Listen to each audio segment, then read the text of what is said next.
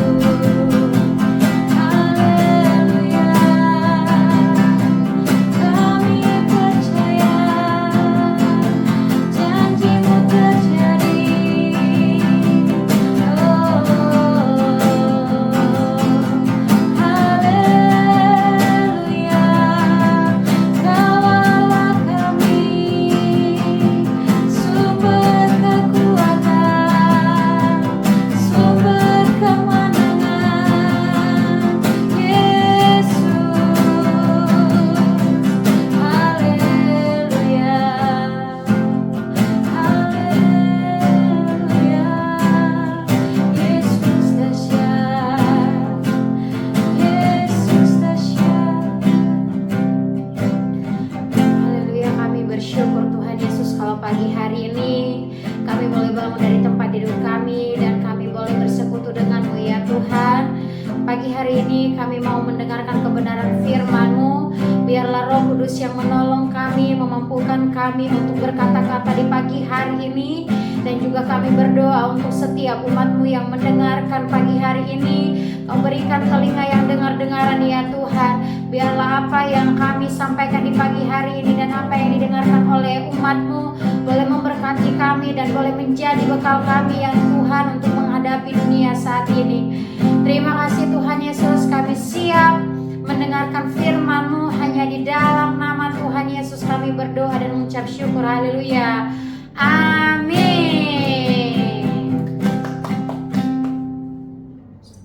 Jadi pada tuntunan sepekan hari ini kita akan membahas poin ke-12 dari pengakuan iman GBI, yaitu pada akhirnya semua orang mati akan dibangkitkan. Orang benar akan bangkit pada kebangkitan yang pertama dan menerima hidup kekal, tetapi orang jahat akan bangkit pada kebangkitan yang kedua dan menerima hukuman selama-lamanya. Salah satu pokok penting dalam iman Kristen adalah keyakinan bahwa kematian bukanlah akhir dari keberadaan manusia. Alkitab mengajarkan bahwa pada akhirnya semua orang akan dibangkitkan dan dihakimi oleh Allah.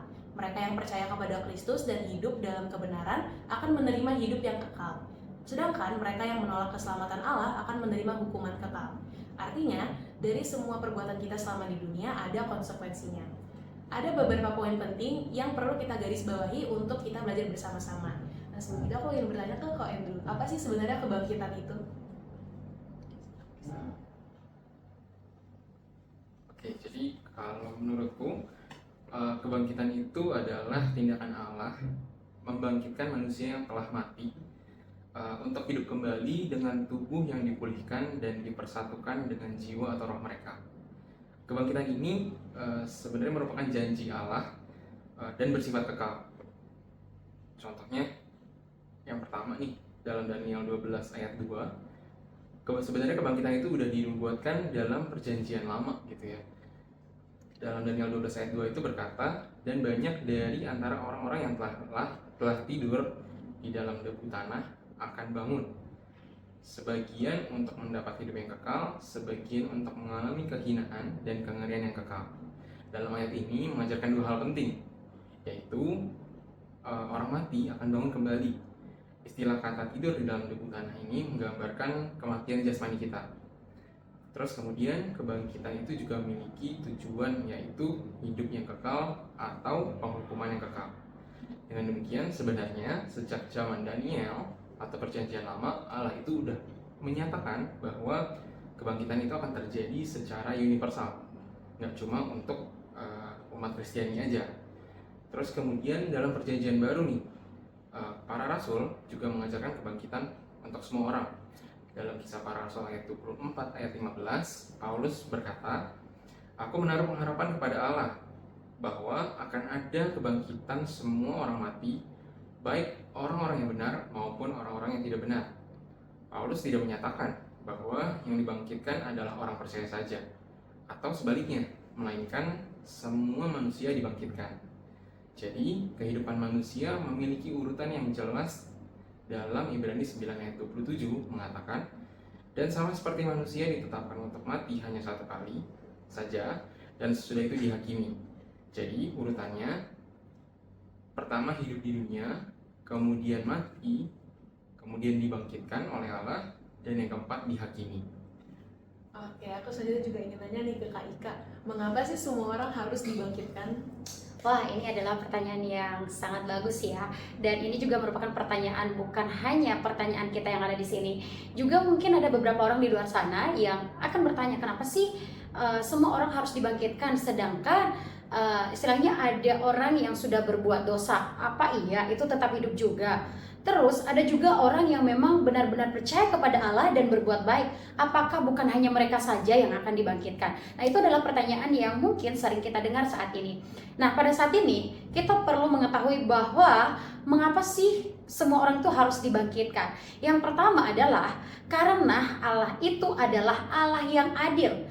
Seperti tadi di poin pertama bahwa kebangkitan itu akan terjadi secara universal, bukan hanya untuk orang yang benar dan bukan juga hanya untuk orang yang berbuat salah atau yang tidak percaya kepada Tuhan. Artinya bahwa semua orang itu akan bangkit dan dihakimi secara keseluruhan, seperti itu ya.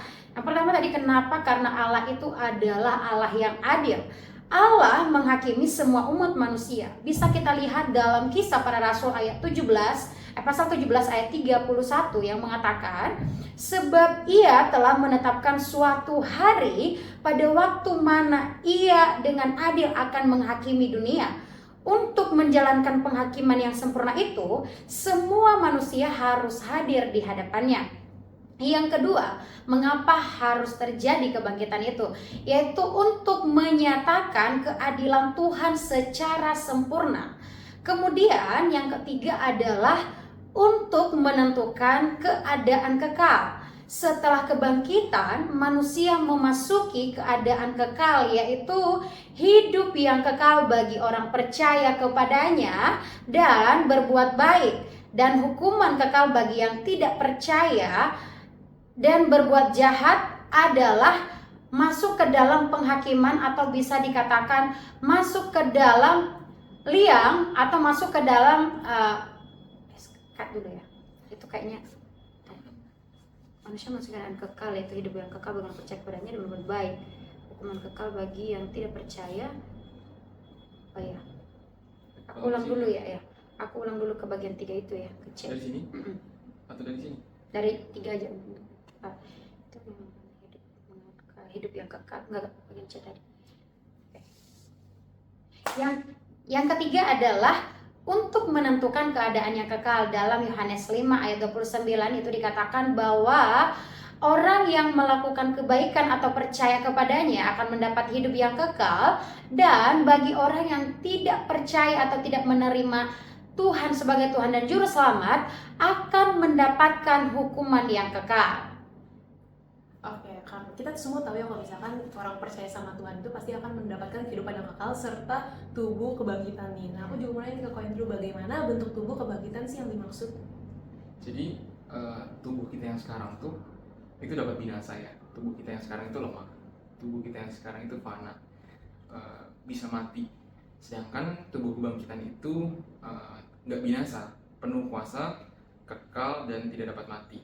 Jadi karena itu tubuh yang fana ini harus mengenakan, atau kita harus pakai yang nggak dapat binasa, sesuai dalam ayat firman Tuhan dalam 1 Korintus pasal 15 ayat 33. Orang percaya akan menerima tubuh kemuliaan yang serupa dengan tubuh Kristus. Selanjutnya aku juga ingin nanya, apa sih kebangkitan pertama menurut Kalika itu?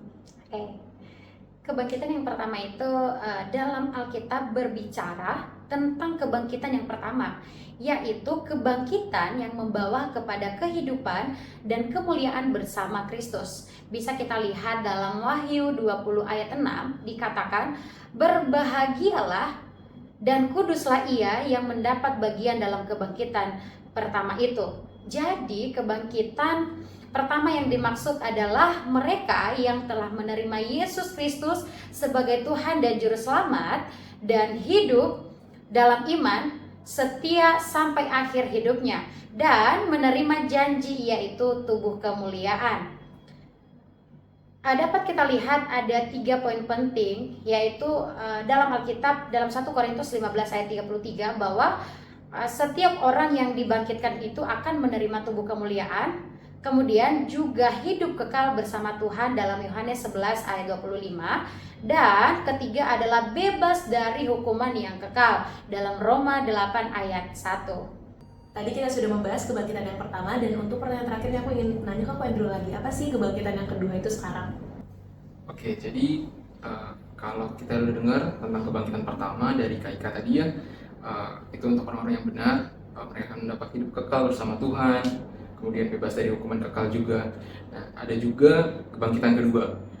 Jadi dalam Alkitab juga mencatat bahwa mereka yang menolak dan tidak menerima Yesus sebagai Tuhan dan Juru Selamat itu akan dibangkitkan untuk menghadapi penghakiman Tuhan Yesus yang berkata mereka yang telah berbuat jahat akan bangkit untuk dihukum, seperti dalam ayat firman Tuhan Yohanes pasal 5 ayat 29. Nah, dalam Wahyu itu dijelaskan bahwa setelah kebangkitan ini akan berlangsung penghakiman terakhir.